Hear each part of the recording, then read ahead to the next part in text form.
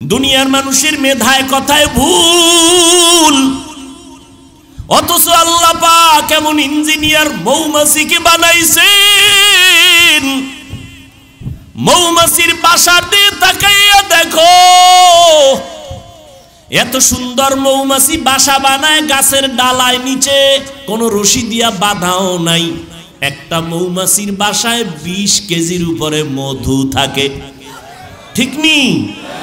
মধুর বোতলগুলো খোলা, নিচের দিকে এক ফোঁটা মধু গড়াইয়া পড়ে না।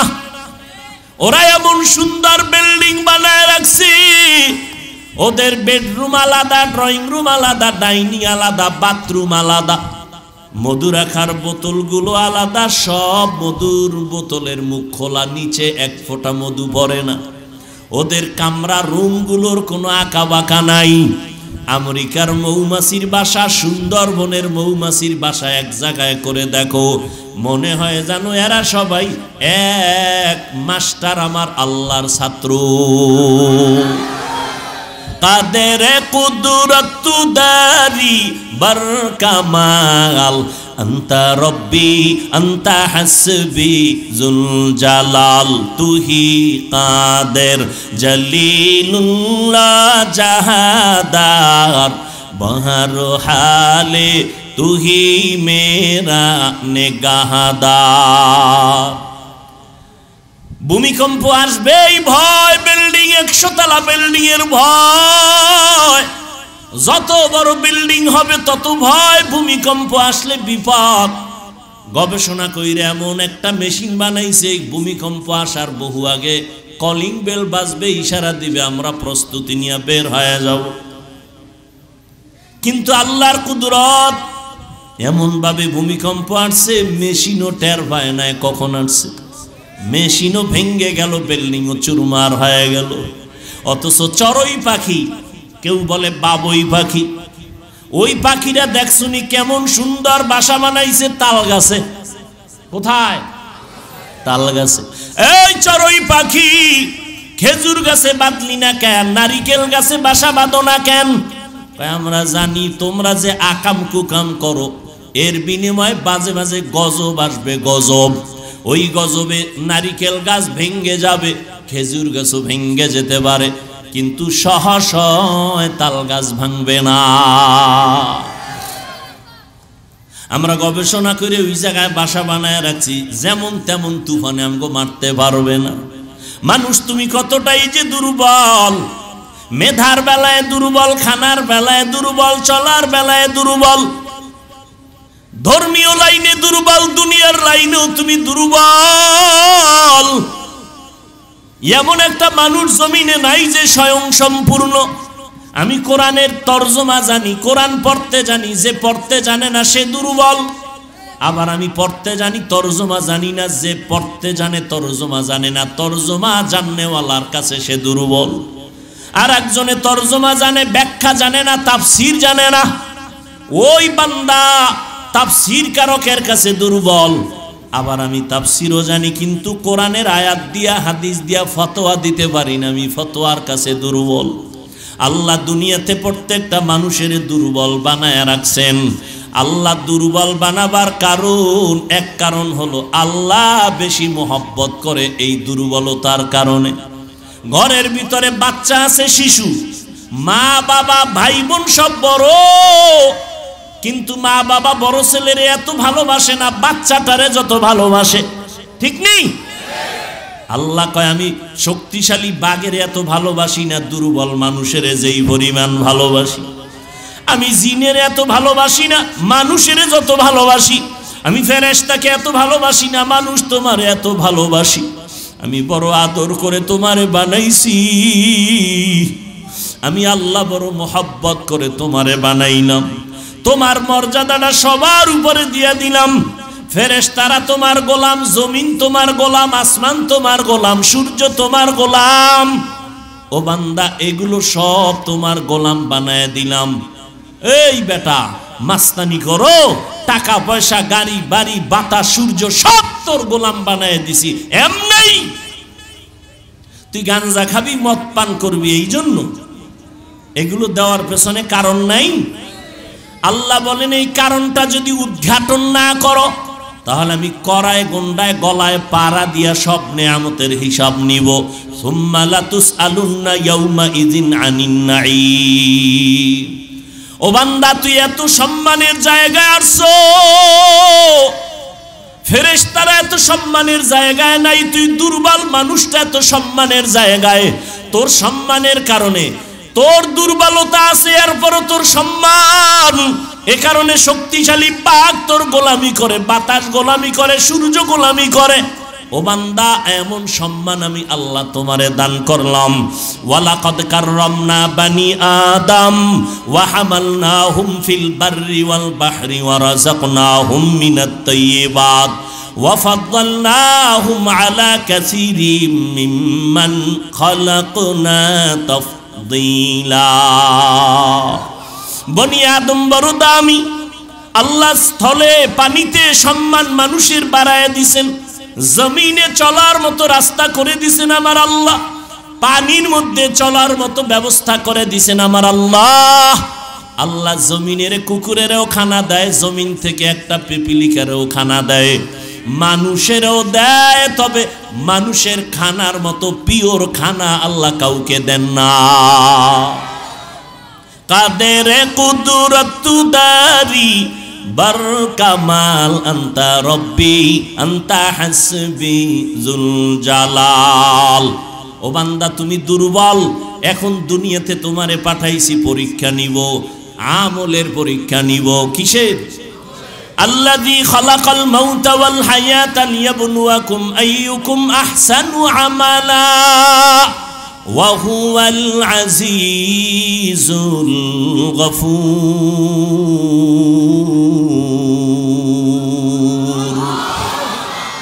আল্লাহ বলেন, আমি দুনিয়াতে তোমার হায়াত দিয়া পাঠাইলাম, মৃত্যুর সাথে তোমার পরীক্ষা নিব কারা আমল করে ভালো। বেশি আমল লাগবে না, ভালো আমল লাগবে।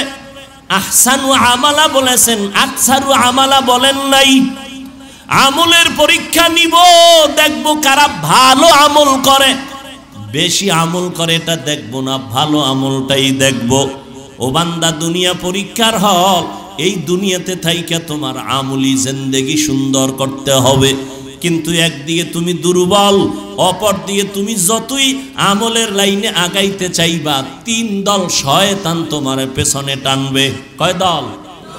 এক শয়তান জিন শয়তান, আর এক শয়তান নফস শয়তান যেটা ভেতরে আছে, আর একটা শয়তান হলো মানুষ শয়তান।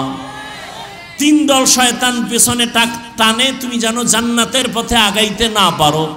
ইয়া আইয়ুহাল্লাযীনা আমানুস্তাঈনু বিস-সাবরি ওয়াস-সালাহ ইন্নাল্লাহা মা'আস-সাবিরিন।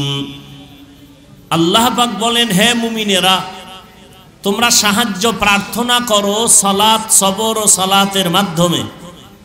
নিশ্চিত আল্লাহ পাক সাবিরিনদের সাথেই থাকেন। রহমতের নবী বলেন, মাইয়ুরিদিল্লাহু বিহি খাইরান ইউসিব মিন।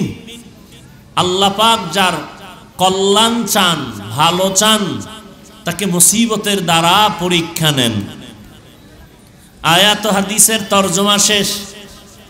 আল্লাহ পাকে আয়াতের মাধ্যমে গোটা দুনিয়ার মুমিনকে সাহায্য প্রার্থনার প্রতি উদ্বুদ্ধ করলেন। মুমিনকে বললেন, তোমরা সাহায্য প্রার্থনা করো।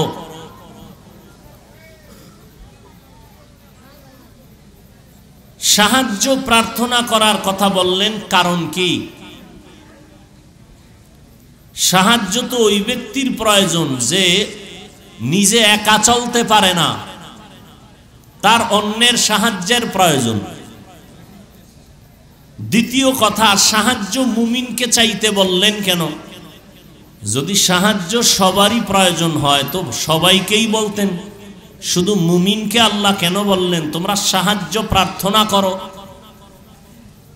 এর কারণ হলো আল্লাহ পাক জান্নাত শুধু মুমিনকে দিবেন, কোনো বেঈমানকে কখনোই জান্নাত দিবেন না। জান্নাত কারা পাবে বলেন? বলেন বলেন।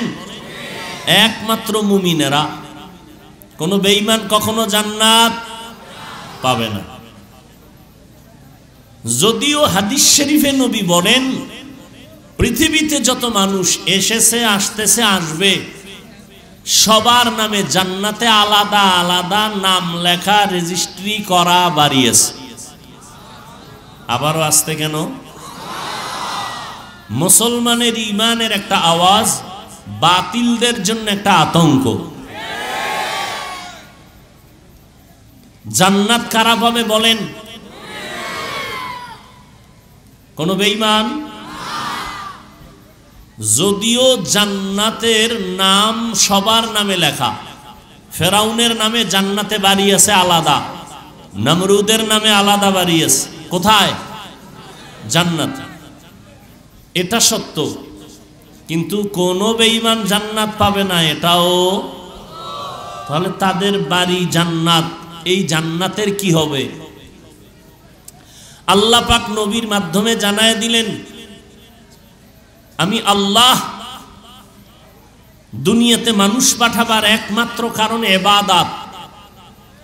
ইবাদতের মধ্যে কিছু আছে মূল, কিছু আছে ওভার, নফল। যারা মূল ডিউটি করবে, আল্লাহর হুকুম মানবে, তারা তো তাদের নির্দিষ্ট জান্নাত পেয়েই যাবে। যারা ওভার ডিউটি করবে, ফরজের পরে নফল, বেঈমানের নামের জান্নাতগুলো ওই ওভার ডিউটি করনেওয়ালা মুমিনকে বোনাস দেওয়া হবে। আতিনা ফি দারে দুনিয়া না হাসান, আতিনা ফি দারে উকবা না হাসান, ইয়া গিয়াসাল মুস্তাগীসিন আহদিনা লফতিখারা বিল উলুমে वल गिना, हर गोरे को तू तैयार है, जो न मांगे उससे तू बेजार है। জান্নাত আল্লাহ মুমিনকে দিবেন, কোনো বেঈমানকে দিবেন না। যদিও সব বেঈমানের নামে জান্নাতে আলাদা আলাদা ঘর, কিন্তু কোন বেঈমান ঈমান না থাকলে জান্নাত পাবে না। ওই জান্নাতগুলো ওই সমস্ত মুমিনকে দিবেন যারা শুধু মূল ইবাদত করে না, ওভার ডিউটি করে, নফল পড়ে। 5 বেলার নামাজ দৈনিক মুমিনের জন্য মূল ডিউটি। ইশরাক, আওয়াবিন, চাষ, তাহাজ্জুদের নামাজ হলো ওভার ডিউটি। রমজানুল মুবারকে রোজা রাখা মুমিনের মূল ডিউটি, ফরজ। বৃহস্পতিবার, সোমবার দিন আরাফার রোজা রাখা, মুহররমের রোজা রাখা, এটা ওভার ডিউটি, নফল। ধনীদের জন্য জীবনে একবার বাইতুল্লাহ জিয়ারত করা, হজ করা, এটা মূল ডিউটি, ফরজ। ফাঁকে ফাঁকে উমরা করবে, এটা ওভার ডিউটি, নফল। ধনী মানুষ বছরে বছরে একবার যাকাত দিবে, এটা মূল ডিউটি, ফরজ। মাঝে মাঝে গরিব, এতিম, অসহায়, মাদ্রাসা, মসজিদ, মানুষের কল্যাণে রাস্তাঘাট, কালভার্ট মেরামতের পেছনে টাকা ব্যয় করবে, এটা ওভার ডিউটি, নফল। যারা ফরজ আমলের পরে নফলটাও চালাবে, আল্লাহ বেঈমানের বানানো নামে নামে জান্নাত ওভার ডিউটি করনেওয়ালা মুমিনদের বোনাস দিয়ে দিবে। চালাক বাঙালি কয়, কি বাঙালি? চালাক। শুধু চালাক না, অতি চালাক। চালাক ভালো, অতি চালাক ভালো না। অতি চালাকের আর এক নাম বেয়াদব। বলেন, অতি চালাকের আর এক নাম বেয়াদব। অতি চালাক যারা, তারা কি বলে জানেন? কয় আমার ছোট একটা রুম হলেই তো হয়ে যায়, যে ছোট জান্নাত পাবে 10 দুনিয়ার সমান, তাহলে আবার বোনাসের দরকার কি? আছে না নাই? আছে না নাই? অতি চালাক। রমাজান চলে গেল, এই প্যান্ডেলে বহু আশেকে রসুল আছেন, রমাজান পেয়েও রোজা রাখে নাই। এমন কোন আশেক এখানে নাই? কেন রাখে নাই? ওই অতি চালাকে বলেছিল, আমার ঘরে কি ভাতের অভাব, আমি রোজা রাখবো কেন? আমরা কি ভাতের অভাবে রোজা রেখেছিলাম? আমরা আল্লাহ পাওয়ার জন্য রোজা রেখেছি। রোজাটা কি শুধু মুসলমানরাই রাখে? পৃথিবীতে যত ধর্ম আছে মানুষের বানানো, সব ধর্মের মানুষের মধ্যে রোজা আছে, নাম আলাদা, সিস্টেম আলাদা। ভিন্ন ধর্মের মানুষ রোজা রাখে কি নামে? কয় না খাওয়ার সাধনা করো। কোন কোন ধর্মে এমন আইন আছে, না খাইয়া থেকে সাধনা করে করে যদি মরে বিনা হিসাবে স্বর্গে যাবে, জান্নাতে যাবে। তাহলে না খাইয়া থাকার সাধনা সব ধর্মে আছে। আমাদের ধর্মে না খাওয়ার সাধনা না, বরং না খাওয়ার মধ্য দিয়ে আল্লাহ পাওয়ার সাধনা। এরকম আশেকে রসুল ছিল, রোজা রাখে নাই। আর একদল কপাল পরা ছিল, রোজা রাখছে ঠিকই, তারাবি পড়ে নাই। এমন আশেক নাই? আবার কিছু আশেক ছিল, তারাবি পড়েছে ঠিক, পুরা তারাবি পড়ে নাই। আছে না নাই? আল্লাহ হেদায়াত দান করুন। ওভার ডিউটি যারা করবে তারা বেঈমানের বানানো জান্নাতটাও পেয়ে যাবে।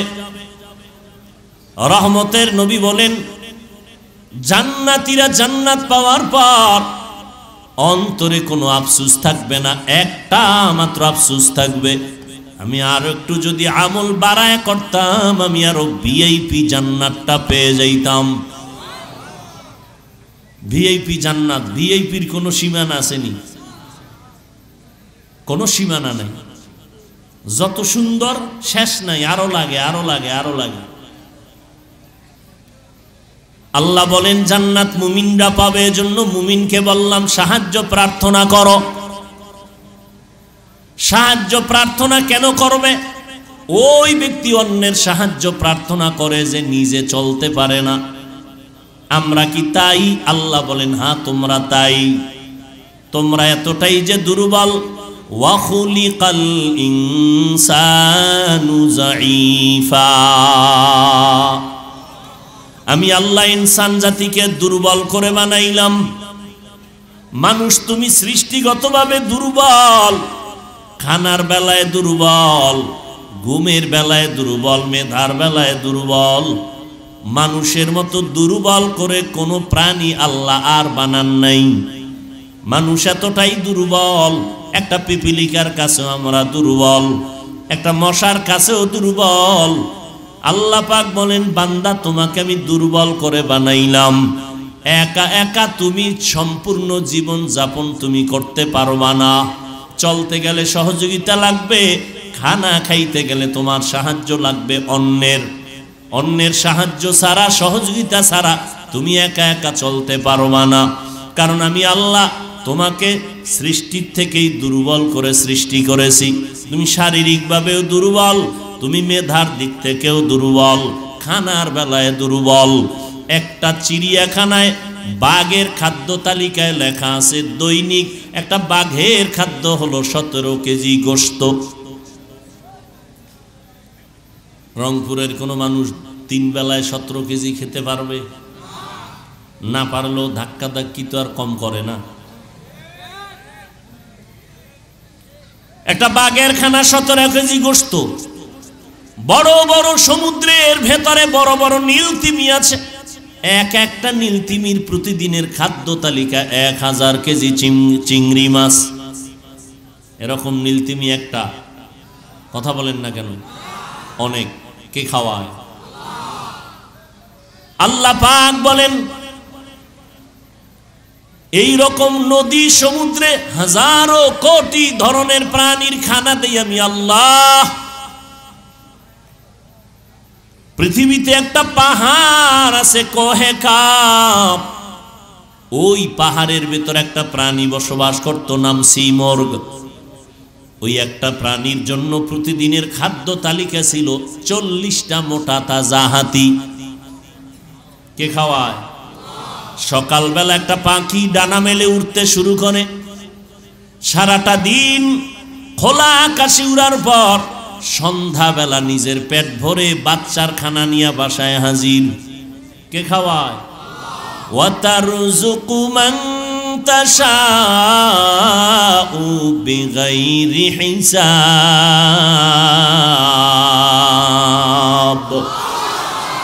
गर तवक्कुल मी कुनी हर सुबह शाम मीरसाना रिज़्क़े तू अज़ला मकाम जुज़बा हक़ची ज़े मखाज़ इंसो जा फज़ले उआ मस्ते दर जुमला जहा মানুষের মতো দুর্বল কিছু কোনো প্রাণী আল্লাহ বানান নাই পিপিলিকাগুলো এত দুর্বল কয়ার থেকে মানুষ আরো বেশি দুর্বল ওরে মানুষ পিপিলিকায় যদি একবার মানুষের সাথে রাগ করে মানুষ আর কোনোদিন খানা খেতে পারবে না প্রত্যেকটা খানায় দেখবে পিপিলিকার হামলা মশায় যদি মেজাজটা গরম করে মানুষের সাথে আর মানুষ যদি চ্যালেঞ্জ দেয় মশার সাথে আগাইতে পারবে না একটা বনিয়াদম ঘুমানোর কোনো সুযোগ নাই কোটি কোটি কর্মচারীরা আজ কোটি টাকা ব্যয় করে ফ্যাক্টরিতে কাজ করে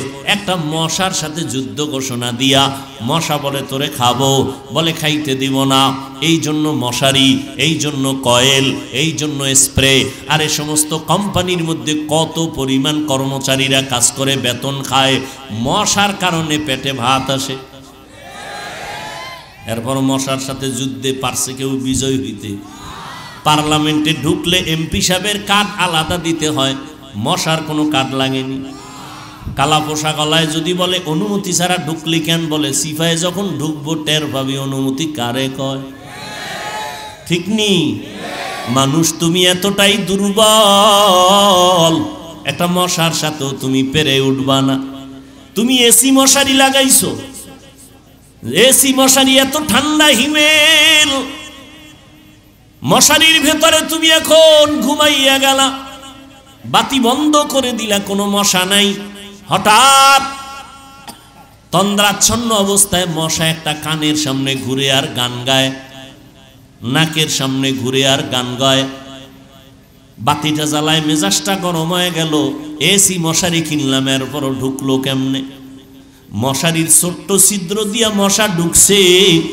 আর ওই মশারির ছিদ্রর তুলনায় তোমার কানের ছিদ্র কত বড় মশা কানের সামনে বারবার দৌড়ায় ভেতরে ঢুকে না ঠিক নি কেন তোর আব্বায় পাহারা দেয় না তোমার বাবায় পাহারা দেয় हकीकत से तू दुनिया बेखबर है दुनिया की नुमाइश पर नजर है नमी गुयम के अज दुनिया जुदा बाश बहर कारे के बाशी बा खुदाबाश एरे अल्लाहर बंदा भालो करे बुझो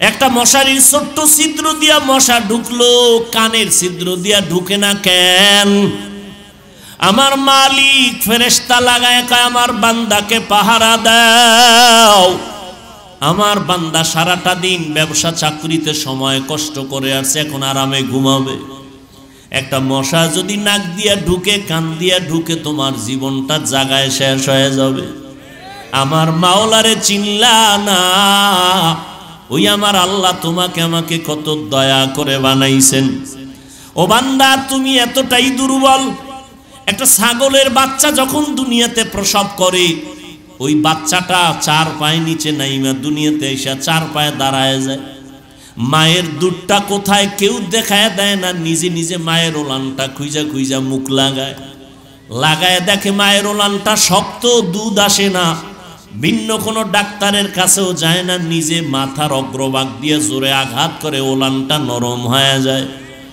আর তুমি আমি কতটাই যে দুর্বল যেদিন তুমি আমি মায়ের গর্ভ থেকে দুনিয়াতে আসতেছিলাম আম্মা জানের কণ্ঠটা এত ছোট বাহিরের কেউ শুনে না আম্মা জানের কণ্ঠ কেমন কিন্তু যেদিন দুনিয়াতে আমি আসব মায়ের প্রসব বেদনা শুরু হয়ে গেল আম্মা জানের এমন অচেতন আর কান্নার আওয়াজ মায়ের কণ্ঠের আওয়াজে আশেপাশের বাড়ির মানুষেরা সজাগ হয়ে গেছে ঘুমাইতে পারে না আম্মা জানের সহযোগিতার জন্য দাদি নানি পাশে বসা ভিন্ন মহিলারাও সহযোগিতার জন্য বসে আছে।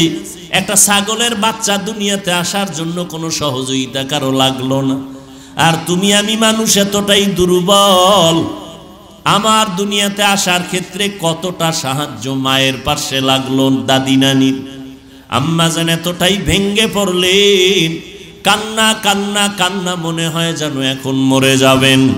আম্মাজান বেকারার হইয়া বলে, ও মা শাশুড়ি, তোমরা আমার থেকে একটু দূরে যাও, আমার স্বামীকে আমার কাছে একান্তে দাও। আব্বাজানের পাইয়া আম্মাজান আব্বাজানের হাতটা ধরে গোপনে কাঁদে আর কয়, স্বামী তোমার ঘরে আইসা মনের মতো খেদমত করতে পারি নাই, আমার মনে হয় মরণ এসে গেছে। 7টা আসমান আমার মাথায় চেপে বসলো বোঝা, প্রসব বেদনা সইতে পারি না, দয়া করে আমাকে মাফ করে দাও, দাবি রাখবা না। আব্বা জানো কান্না করে, বিবি ধৈর্য ধারণ করো, ধৈর্য হারাইবা না। আব্বা জান নামাজের মুসাল্লায় গিয়া কান্না শুরু করলেন, ও দয়ার মালিক, আমার সন্তানের তুমি সুস্থ করে পৃথিবীতে পাঠাও, আমার স্ত্রীটাকেও তুমি সুস্থ রাখো। ও বান্দা নজর করে দেখ, একটা ছাগলের বাচ্চা প্রসবকালে কতটা স্বয়ং সম্পূর্ণ, আর তুমি আমি কতটাই যে দুর্বল। দুনিয়াতে আসার ক্ষেত্রে আম্মা জান এতটাই পাগল, আম্মা জান এতটাই ভয় ভীত হয়ে কান্না শুরু করলেন। যখন আমি দুনিয়াতে এসেই পড়লাম, দাদি নানি আমাকে ধরিয়া পরিচ্ছন্ন করলো, আম্মা জান বেহুশ হয়ে জমিনে পড়ে গেলেন। আমার দাদি নানি আমাকে পরিচ্ছন্ন করে আমার কান্নার আওয়াজ আম্মা জানের কাছে আমাকে দিয়া কয়, দেখ ফুটন্ত গোলাপের চেহারাটা দেখ। আম্মা জান একটা নজর দেওয়া মাত্র আসমান বরাবর কষ্টটা জাগায় মা ভুলিয়া গেল। ওই মার মুখে হাসি ফুটে গেল। আল্লাহ পাক রব্বুল আলামিন এইবার দেখো বান্দা তোমাকে কত দুর্বল করে বানাইছেন। আম্মা জানকে সবাই বলে, বাচ্চাটা কান্না করে, দুধ দাও। আমাকে যখন মা দুধ দেয়, আমার মুখে দুধ যায় না, মায়ের বুকেও দুধ নাই। আব্বা জান দৌড়ায় গেলেন, ডাক্তার তাড়াতাড়ি ঔষধ দাও, আমার বাচ্চা দুগ্ধ পায় না। ডাক্তার ঔষধ দিল, বাচ্চা যেন ঠিক মতো দুগ্ধ পান করার রাস্তা পায়। কিন্তু একটা ছাগলের বাচ্চা দুনিয়াতে আইসা দুধ পায় না বিদায় কোনো ডাক্তারের পরামর্শ নিল না। আল্লাহ বলে, বান্দা নজর করে দেখ, এতটা দুর্বল করে আমি তোরে বানাইছি। ওই মা কত কষ্ট করেছে, আমি আল্লাহ পাক এমন সুন্দর করে তোরে বানাইলাম। আমি আল্লাহ তোরে দুর্বল করিয়া বানাইয়া নিচে রাখি নাই, আমি আল্লাহ তোর সম্মান সবার উপরে বাড়ায় দিলাম। জীবনের মূল কষ্ট মায়ের প্রসব বেদনা,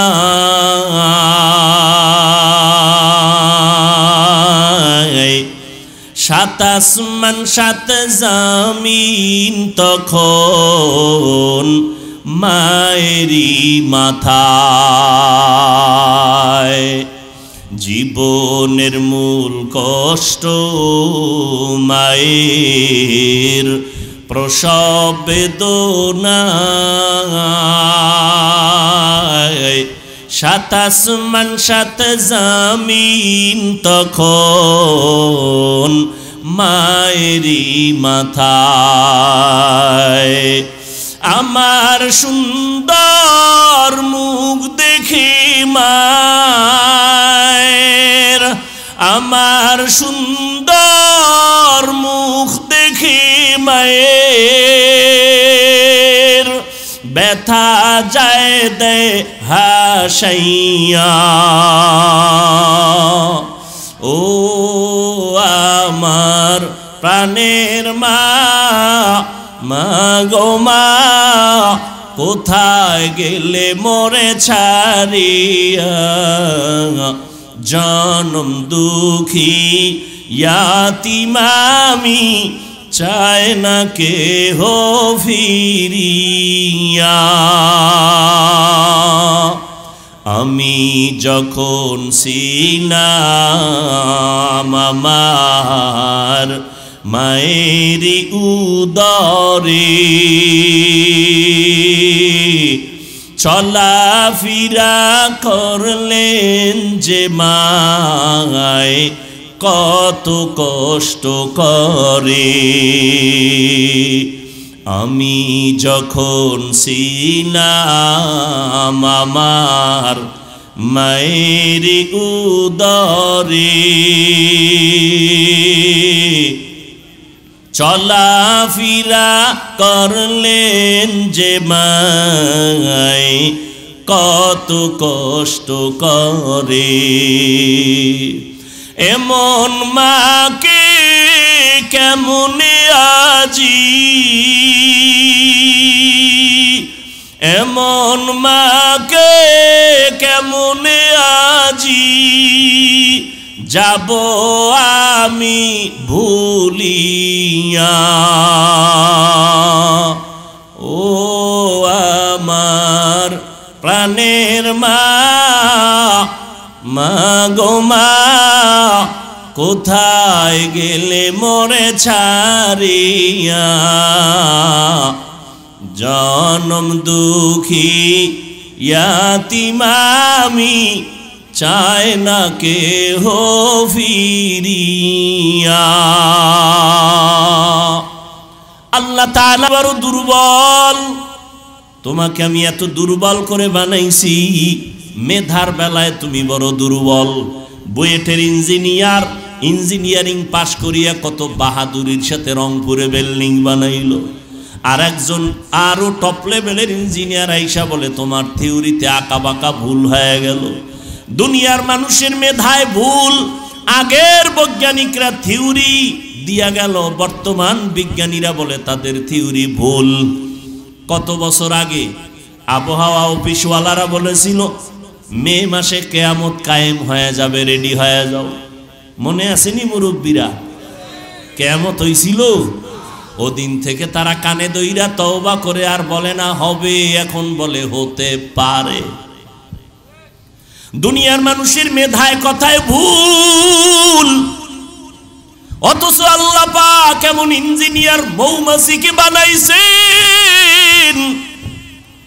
মৌমাছির বাসার দিয়ে তাকাইয়া দেখো,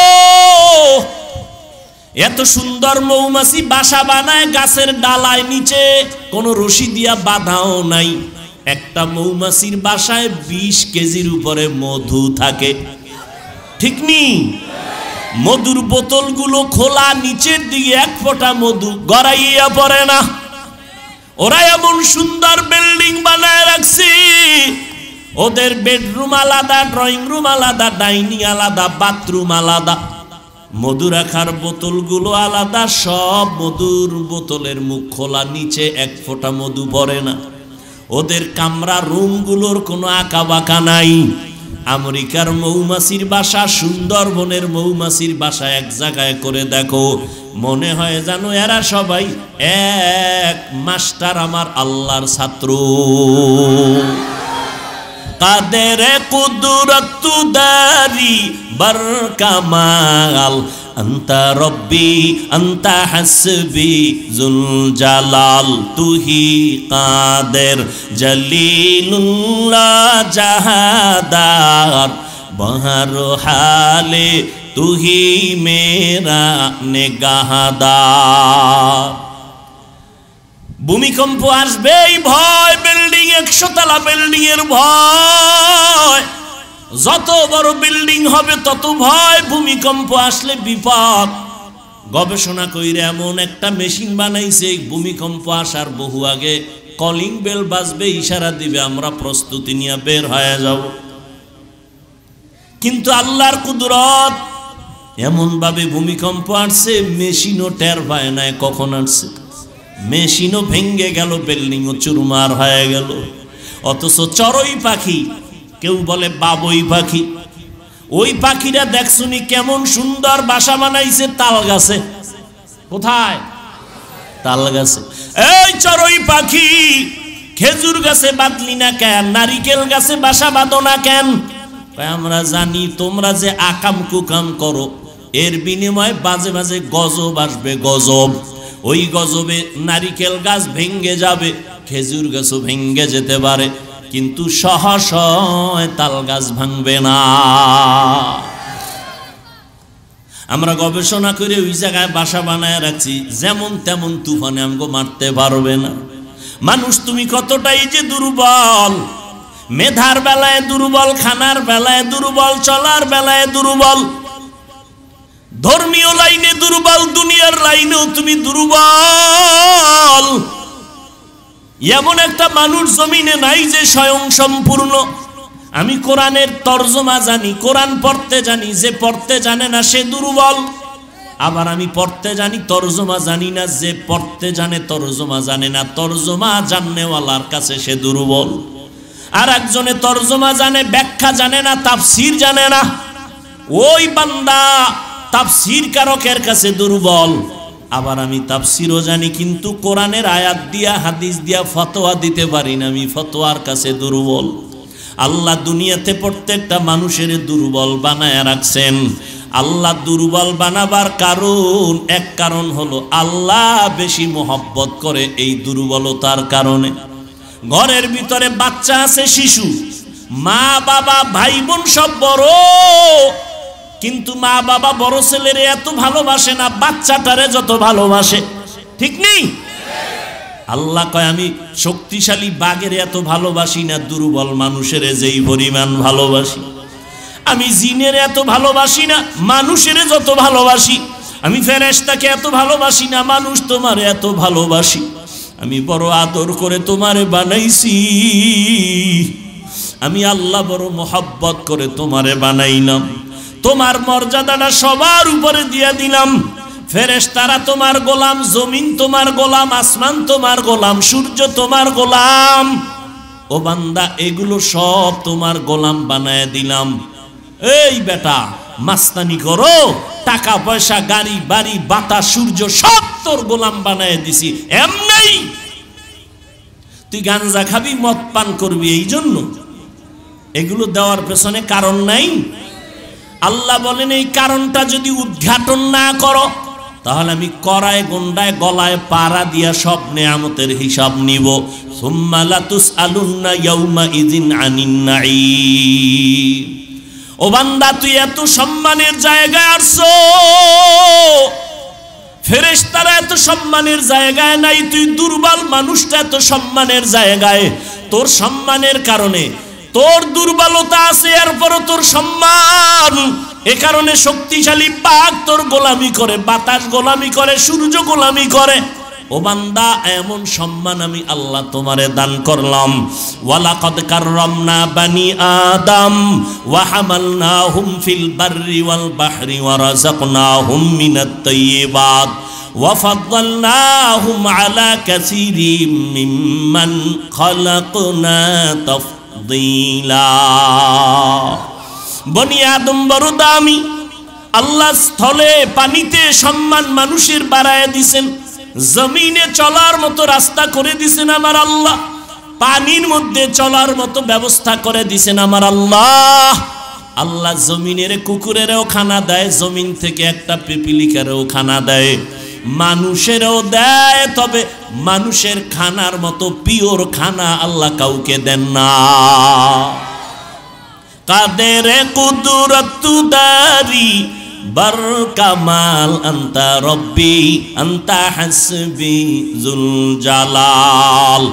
ও বান্দা, তুমি দুর্বল। এখন দুনিয়াতে তোমারে পাঠাইছি পরীক্ষা নিব, আমলের পরীক্ষা নিব। কিসের? আল্লাযী খালাকাল মাউতা ওয়াল হায়াতা লিয়াবলুয়াকুম আইয়ুকুম আহসানু আমালা ওয়া হুয়াল আজিজুল গফুর।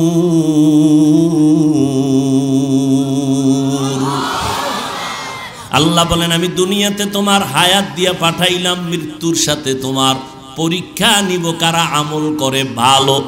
বেশি আমল লাগবে না, ভালো আমল লাগবে। আহসানু আমালা বলেছেন, আকসারু আমালা বলেন নাই। আমলের পরীক্ষা নিব, দেখব কারা ভালো আমল করে। বেশি আমল করে এটা দেখব না, ভালো আমলটাই দেখব। ও বান্দা, দুনিয়া পরীক্ষার হল। এই দুনিয়াতে থাইকা তোমার আমলি জিন্দেগি সুন্দর করতে হবে। কিন্তু একদিকে তুমি দুর্বল, অপর দিকে তুমি যতই আমলের লাইনে আগাইতে চাইবা, 3 দল শয়তান তোমার পেছনে টানবে। কয় দল? এক শয়তান জিন শয়তান, আর এক শয়তান নফস শয়তান যেটা ভেতরে আছে, আর একটা শয়তান হলো মানুষ শয়তান। 3 দল শয়তান পেছনে টানে। তুমি জানো জান্নাতের পথে আগাইতে না পারো। ওদিকে তুমি ব্যক্তি হিসাবেও দুর্বল, মেধার দিক থেকেও দুর্বল। এমত অবস্থায় যদি তুমি শান্তির জীবনের দিকে আগাইতে চাও, একা একা সম্ভব না, অন্যের সাহায্য লাগবেই লাগবে। লাগবে নি? এখন সাহায্যটা যে লাগবে এটা তো নিশ্চিত। তবে সাহায্যটা কার থেকে নিব? সবাই বলবে আল্লাহর থেকে। কথা সত্য, কিন্তু এই কথাটা বাস্তবে আপনাদের অন্তরের কথা না। সাহায্য কার থেকে নিবেন? সাহায্য কার থেকে চাইবেন বলেন? আল্লাহর রসুল, সাহাবায়ে কেরাম সাহায্য চাইছেন কার কাছে? আপনারা কার কাছে চাইবেন? আল্লাহর কাছে না? কিন্তু আল্লাহর কাছে কি চান?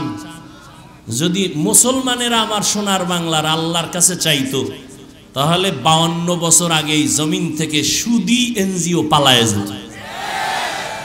পালাইছে না আরো বাড়ছে? বলেন। আল্লাহ 2 দল মানুষের সাথে খুব রাগ। কয় দল? খুবই রাগ। বলে কেমন রাগ? আল্লাহ কয়, রেডি থাকবে ইমান, তোর সাথে আমি আল্লাহ নিজে যুদ্ধ করব, রেডি থাক। এক দলের কথা আছে কোরআন শরীফে, আর এক দলের কথা আছে বুখারী শরীফে। কোরআন শরীফে যেই দলের সাথে আল্লাহ রাগ, ওই দল সুদখোরের দল। আসতে বলেন কেন? বুখারী শরীফে যেই দলের সাথে আল্লাহ যুদ্ধের ঘোষণা দিছেন, ওই দল হলো যারা ওলিয়া উলিয়া মানে না, ওই দল। এ বিষয়ে বিস্তারিত বয়ান আমার ভিন্ন জায়গায় আছে। তাহলে সাহায্য লাগবেই, এটা তো আমরা নিশ্চিত। এখন কথা হলো সাহায্য কার থেকে নিব? সেই ক্ষেত্রে তাল মিলেন না, বুঝেন। নিজের অন্তর থেকে বিবেক দিয়ে কাজ করবেন, বুঝে শুনে, এটার ফলাফল ভালো। আর আবেগে করবেন, এটার ফলাফল ভালো না। আচ্ছা, নিজের অন্তর যদি বলে যে এটা ঠিক, বুঝার পরে তাহলে ওদিকে মন আগায় যায়। এবার বুঝার চেষ্টা করি, সাহায্য তো আল্লাহর থেকে নিব, কথাটা এভারেজ বলে দিলাম। কিন্তু একটু ভালো করে গবেষণা করে দেখি তো, 3টা দুর্বলতা যাদের মধ্যে নাই, তাদের থেকে সাহায্য চাইতে দেরি, পাইতে দেরি না। কয়টা দুর্বলতা নাই? 1 নাম্বার, যার পেছনে টান নাই। নাম্বার 2, যার অভাব নাই। নাম্বার 3, যার স্বার্থ নাই। এই 3 গুণে গুণান্বিত ব্যক্তিদের কাছে চাইলেই দেরি নেই, পেয়ে যাবে। এবার দেখেন তো, পৃথিবীতে এই 3 গুণ ছাড়া কে আছে? পিছনে টান নাই এমন কোন মানুষ আছে? আমারে সামনে আগাই স্ত্রী বলে টাকা দাও, সন্তান বলে দাও, মা বাবাই বলে দাও, তাহলে আমি যত আগাইতে চাই পেছনে টান আছে না নেই? বলেন। নাম্বার 2, অভাব নাই। একজন মানুষ দেখান তো পৃথিবীতে কার অভাব নাই? বরং যে যত টাকার মালিক তার অভাব তত বেশি। গরিবের অভাব 100 টাকায় সমাধান, কোটিপতির 1,00,000 টাকায় সমাধান হয় না। কথা ঠিক নেই? বড় লোকের বাড়ি আছে 5 তলা রংপুর, এরপর মন ভরে না, বাড়ি আরো লাগবে। গরিব একটা খেরের করে থাইকাও কোনো পেরেশানি নাই। দুনিয়াতে অভাব ছাড়া কোনো মানুষ নাই। 3 নম্বরে দেখো, এই জমিনে একজন মানুষ আছে কিনা যার স্বার্থ নাই? এই রংপুরের মানুষেরা বলো, কার স্বার্থ নাই? কার নাই? পীর সাহেব নাই না? পীর সাহেব জানা এগো কোনো স্বার্থ নাই। কথা বলেন না কেন? মানে আরো বেশি স্বার্থওয়ালা। মুরিদেরটা খাইয়া স্বর্ণের বাড়ি বানায়, ঠিক নি? আমি 2 জন মানুষ পাইছি স্বার্থ নাই। কয়জন? দেখেন তো আপনার যুক্তিতে অ্যান্সার দেয় কি? দুইটা লোক পাইছি স্বার্থ, একজন আমার আম্মাজান, একজন আমার বলে না ঠিক। কিন্তু সোনার বাংলায় যা দেখলাম এই দুইজনও স্বার্থপর। কেমনে স্বার্থপর এটা বুঝার জন্য ইন্ডিয়া যাওয়া লাগবে না, সোনার বাংলা কমপ্লিট আমাকে দেখাই দিছে। মা বাবা থানায় গিয়া মামলা করে সন্তানের বিরুদ্ধে, কি স্বার্থ? মা বাবা সন্তানের রাতের ঘুমে জবাই করে, প্রমাণ নাই? আবার সন্তান মা বাবাকে জবাই করে। একজন বাবা কত বড় বেঈমান, নিজের আপন মেয়েকে হোটেলের মধ্যে ঢুকাইয়া বলে, আজকে তুই আমার মেয়ে না, তুই আমার স্ত্রীর মতো। আরো জোরে বলো। আমি কি মিথ্যা বলছি? তোমরা ফেসবুকের গোলামেরা দেখো না এগুলো? করোনায় দেখো নাই? বাবায় করোনায় আক্রান্ত হয়ে গেল, ছেলেরা শিক্ষিত ছেলে অন্যের টাকা দিয়ে এরপরে লাশটারে রাস্তায় ফালাই দিয়েছে, দরজা জানালা লক করে দিছে। বাবার লাশটা কুত্তায় খাইলো না জানাজা হইল, জানালা খুলে দেখেও নাই।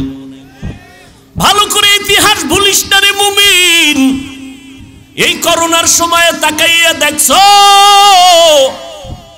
শত শত করোনার লাশ।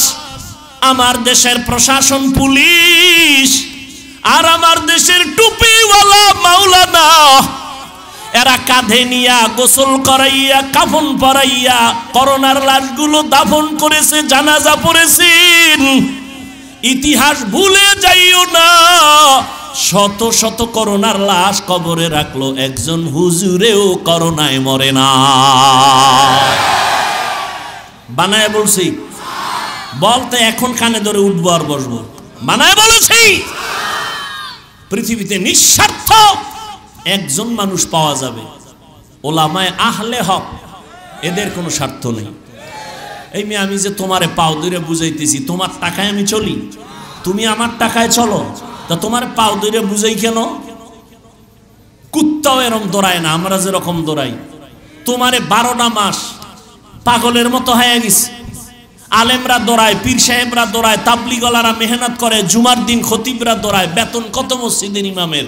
সর্বোচ্চ 10,000, 15,000, গ্রামে 5-7,000।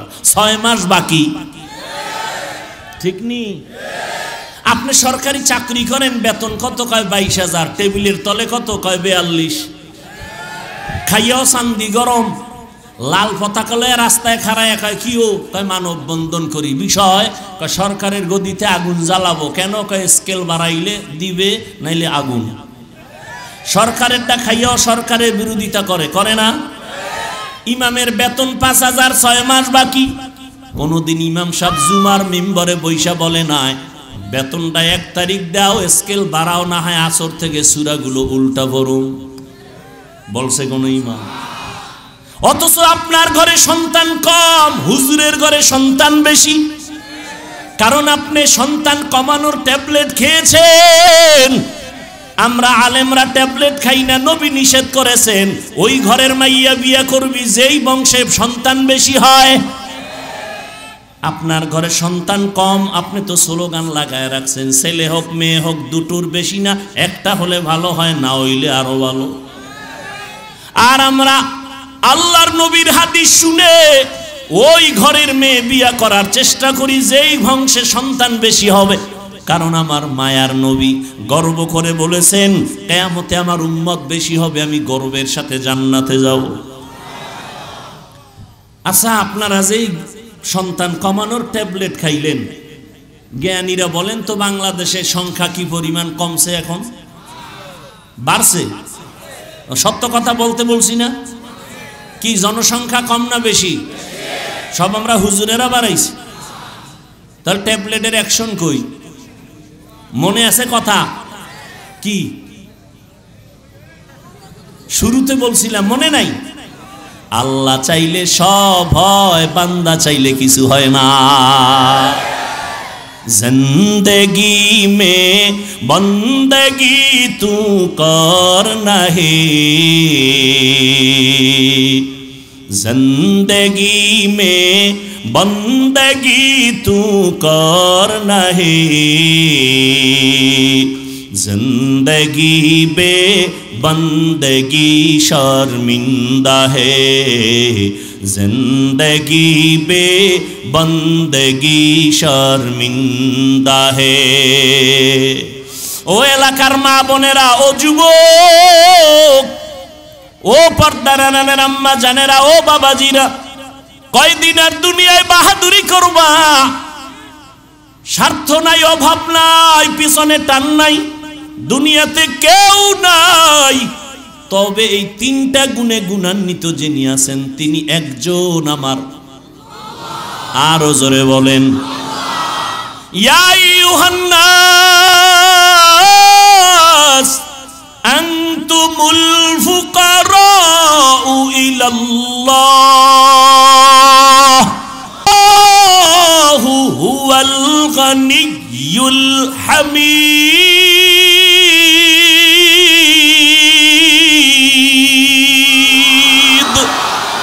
गर तवक्कुल मी कुनी हर सुबह शाम, मेरा सानाद रिज़्क़े तू अज़ला मकाम। ओ अल्लाहर बंदारा, पाए धरे धरे बुझाई रे যুবক, পাগল হইয়া যাই নাই। আমি যে এতক্ষণ চিল্লায়া তোমারে বয়ান শুনাইলাম, একবারও কিন্তু বলি নাই সব স্কুল কলেজ বাদ দিয়ে আমগো মতো হুজুর হও, বলছি? তাবলিগে না গেলে জাহান্নামে যাবা, বলছি? বলি না। আমি কওমি মাদ্রাসার সন্তান, কওমি মাদ্রাসায় না পড়লে জাহান্নামে যেতে হবে আমি একবারও বলি নাই। আমি পাস করলি টুপি মাথায় দিলাম, একবারও বলি নাই তুমিও পাস করলি মাথায় দাও, না দিলে জাহান্নামে যাইবা। ও বাবারা, যুবকেরা, ভালো করে বুঝো, আমি তোমাকে বুঝায় যাই। তুমি চাকরি করো, ব্যবসা করো, স্কুল কলেজে পড়ো, বাধা নাই, ওখানে পড়ো, দোয়া করে গেলাম। ডাক্তার হও, দোয়া করি। ইঞ্জিনিয়ার হও, দোয়া করি। প্রফেসর হও, দোয়া করি। তবে একটা অনুরোধ, বেয়াদব হইবা না। তোমার ব্যবহারে যেন কোনো আলেমরা কষ্ট না পায়, তোমার আচরণে যেন কোনো মা বাবা কষ্ট না পায়, তোমার ব্যবহারে যেন খবরদার এলাকার কোনো মুরব্বীরা কষ্ট না পায়। ও যুবক বাবারা, তোমার মতো যুবক এখনো আছে, স্কুলে কলেজে পড়ে, 5 বেলার নামাজ পড়ে, আছে না নাই? তোমার আল্লাহ বিবেক দিছে, চিন্তা করো তুমি কেন নামাজটা পড়তে পারবা না? আল্লাহর কোরআনটা কি মিথ্যা মনে করেছো? আমিও তো তোমার মতো প্যান্ট শার্ট টাই লাগায় দাড়ি কাইটা যদি রাস্তায় চলতাম, কেউ আমারে বাধা দিত না। এই টুপির কারণে মাথা গরম, দাড়ির কারণে যৌবনের ভাব চলে যায়, লম্বা জামা পরার কারণে শরীরটা গরম লাগে, কম বুঝি না। এরপরও কেন নামাজ সারি না, বেপরদায় চলি না? একমাত্র কারণ আমার আল্লাহর কোরআন সত্য, কোনো মিথ্যা নাই। আছে ১৫০০ বছর পর্যন্ত কত অপচেষ্টা বেঈমানেরা করলো একটা ভুল বের করার জন্য, কেউ পারে নাই, বরং বহু বিধর্মী ভুল বের করতে গিয়ে নিজে মুসলমান হয়ে গেছে। ওই আল্লাহর কোরআন সত্য। বলো যুবকেরা, ওই কোরআনে জান্নাতের বয়ান আসেনি? জাহান্নামের বয়ান আসেনি? মিথ্যা? সত্য। কে জান্নাতে যাবে, কে জাহান্নামে যাবে তাও আল্লাহ বলেছেন। ইন্নাল আবরারা লাফি নাঈম ওয়া ইন্নাল ফুজ্জারা লাফি জাহিম। নেক আমলওয়ালারা জান্নাতের প্রতীক, যারা গুনাহ করবে, অন্যায় করবে, তারা জাহান্নামের প্রতীক। জান্নাতটা কেমন আরামের ঘর, আল্লাহ তাও কোরআনে বলেছেন, জান্নাতিন তাজরি মিন তাহতিহাল আনহার। জাহান্নামটা কেমন ভয়ঙ্কর গুনাহগারের জন্য, আল্লাহ তাও বয়ান করেছেন। ওয়াইলুল লিকুল্লি হুমাযাতিল লুমাযা আল্লাযী জামাআ মালান ওয়া আদ্দাদা ইয়াহসাবু আন্না মালাহু আখলাদা কাল্লা লা ইউমবাযান্না ফিল হুতামা ওয়া মা আদরাকা মাল হুতামা নারুল্লাহিল মুকাদা আল কারিআতু মাল কারিআ ওয়া মা আদরাকা মাল কারিআ ইয়াউমা ইয়াকুনুন নাসু কাল ফারাশিল মাবসুস। এই সূরাগুলো জাহান্নামের বয়ান। আল্লাহকুমুত তাকাসুরু হাত্তা যুরতুমুল মাকাবির। এই সূরাগুলোর বাংলা তরজমা পড়ে দেখি, ওরে বাবা, কোরআন মোবাইলে ডাউনলোড করো, বাংলা কোরআন তরজমা পড়ো, জাহান্নামের আয়াতের বর্ণনাগুলো আছে। ওই জাহান্নাম কত ভয়ঙ্কর। মায়ার নবী আম্মা জান আয়েশা বলেন, আমি দেখি আমার ঘরে নবী বয়া বয়া কান্না করেন। আম্মা জান আয়েশা বলেন, নবী আপনি আমার ঘরে বসে কাঁদেন কেন? আমি আয়েশা বেয়াদবি করলাম নাকি? নবী বলেন, না আয়েশা বেয়াদবি করো নাই। তাহলে কেন কাঁদেন? নবী বলেন, আয়েশা হাসরের ময়দানে ভয়ঙ্কর অবস্থার কথা আমার মনে পড়েছে, এই জন্য কান্না করি। আমার উম্মতের কি উপায় হবে? হাসরের ময়দানটা এত ভয়ঙ্কর হবে। আম্মা জান আয়েশা বলেন, ইয়া রাসূলুল্লাহ কেমন ভয়ঙ্কর? নবী বলেন, এই জমিনটা হবে কিয়ামতের মাঠ। এই জমিন আল্লাহ পাক আদালত কায়েম করবেন। সূর্যটা মাথার উপরে চলে আসবে, সূর্যের গরমে জমিনটা তামা হয়ে যাবে। ও রংপুরের মুসলমানেরা, সূর্যের গরমে আর সহ্য করতে পারো না রে মুমিন। ওই সূর্যটা বিজ্ঞানীরা বলে 9,30,00,000 মাইল উপরে সূর্য। দিনে ছিল, রাতে নাই, তারপরও গরম লাগে। এসির বাতাসটাও ঠান্ডা বের হয় না, ঘরে ঘরে এসিটা দুর্বল হয়ে যাইতেছে। এই সূর্যটা মাথার উপরে আসলে কি উপায় হবে জানো না রে মুমিন? আমার নবীর কোনো গুনাহ নাই, সেই নবী পর্যন্ত কান্না করেন। সূর্যের গরম, অপরদিকে জাহান্নামের আওয়াজ। নবীদের কোনো গুনাহ নাই, তারা ভয়ে কান্না শুরু করবেন। মুসা নবী কাঁদবেন, ঈসা নবী কাঁদবেন, ইব্রাহিম নবী কাঁদবেন। এভাবে কান্না করে বেকারার হয়ে যাবেন তারা। উম্মতেরা সুপারিশের জন্য দৌড়াবে, বলবে আমরা পারবো না, চলে যাও। আম্মা জান আয়েশা বলেন, উম্মতেরা সর্বশেষ কি করবে? নবী বলেন, সব শেষে আমাকে তালাশ করা শুরু করবে। ওই হাসরের ময়দানে নবী আপনাকে কোথায় পাবে? নবী বলেন, আমি থাকবো আমার মাওলার কুদরতের সামনে মাকামে মাহমুদে সেজদায় কান্নার অবস্থায়। আমি কান্না করে বলবো, আল্লাহ আমার উম্মতের বাঁচাও, আমার একটা উম্মত জাহান্নামে যেন না যায়। আল্লাহ বলবে, নবী আপনার উম্মতগুলো আপনি বেছে বেছে জান্নাতের দরওয়াজার দিকে নিয়ে যান, আমি আমার উম্মতগুলোকে বেছে বেছে বের করব। আম্মা জান আয়েশা বলেন, ইয়া রাসূলুল্লাহ, হাজারো হাজারো লাখো কোটি মানুষের ভিতরে মুসা নবীর উম্মত, ঈসা নবীর উম্মত, ইব্রাহিম নবীর উম্মত, আপনার উম্মত বাছাই করবেন কিভাবে? নবী বলেন, যারা 5 বেলার নামাজ ওযু বানাইয়া করবে, হাসরের ময়দানে ওযুর অংশগুলো নূরের আলোতে ঝলমল করতে থাকবে। আমি নবী দেখে দেখে তাদের বাছাই করে জান্নাতের পথে নিয়ে যাব, কাউসারের পানি হাউজের থেকে পান করাবো। ও যুবক আল্লাহর গোলাম, মনটারে বুঝাও, হেদায়েতের মালিক আমার আল্লাহ। আমি বয়ানের শুরুতেও বলেছিলাম, কপাল যদি পুরিয়া যায়, নবীজির বয়ান ও আবু জাহালের কালেমা নসিব হয় না। আর কপাল যদি খুলিয়া যায়, নবীরে জবাই করতে আসিয়াও কালেমা ভরে নেয়। কপাল যদি পুরিয়া যায়, কিছু করার নাই, মনেরে বুঝাইও। তোমার মতো যুবক হইয়া র্যাব, আর্মি, পুলিশ, বিডিআরের চাকরি করে নামাজ ছাড়ে না, তুমি কেন পারো না? তোমার কপাল পুড়ে গেছে। তোমার মতো যুবক রাস্তায় গাড়ি চালায়, নামাজ ছাড়ে না। তোমার মতো যুবক ময়দানে কাজ করে, নদীতে মাছ ধরে, নামাজ ছাড়ে না, তুমি কেন পারবা না? তোমার কপাল বুঝি পুড়িয়া গেল।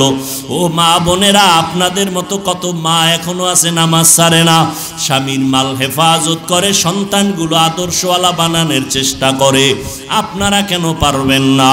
ও বৃদ্ধ বাবাজিরা, আপনার মতো কত বুড়ারা মসজিদে গিয়া 5 বেলার নামাজ পড়ে, আপনারা কেন পারবেন না?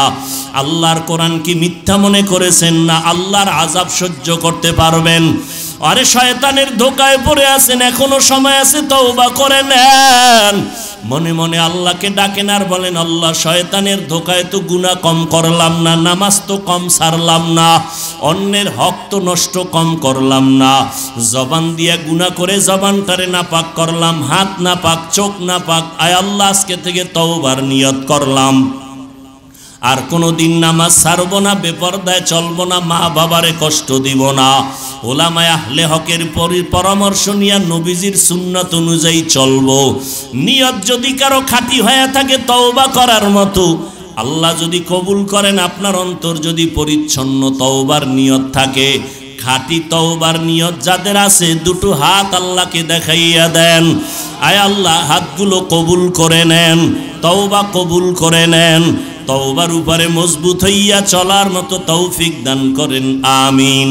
আলহামদুলিল্লাহি রাব্বিল আলামিন والصلاة والسلام على سيد الأنبياء والمرسلين وعلى آله وأصحابه أجمعين يا أرحم الراحمين يا أرحم الراحمين يا أرحم الراحمين رب ارحمهما كما ربياني صغيرا اللهم إنك عفو كريم تحب العفو فاعف عنا اللهم إنا نسألك رضاك والجنة ونعوذ بك من